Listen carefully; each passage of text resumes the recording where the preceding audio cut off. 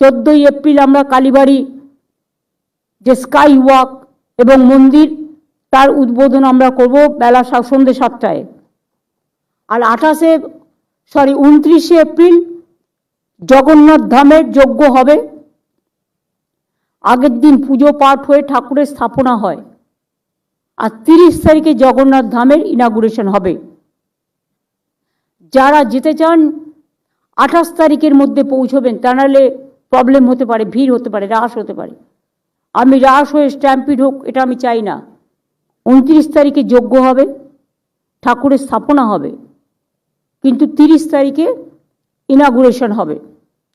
আমি কিন্তু 29 আর 30 তারিখে গাড়ি অ্যালাউ করব না। যারা যাবেন তাদের কিন্তু দীঘার ঘেট থেকে হেঁটে যেতে হবে, বা কিছু বাস থাকবে, যতটা পারবে তাদের এগিয়ে দেবে, কিন্তু আমি 3-4 কিলোমিটারের মধ্যে গাড়ি অ্যালাউ করতে পারবো না।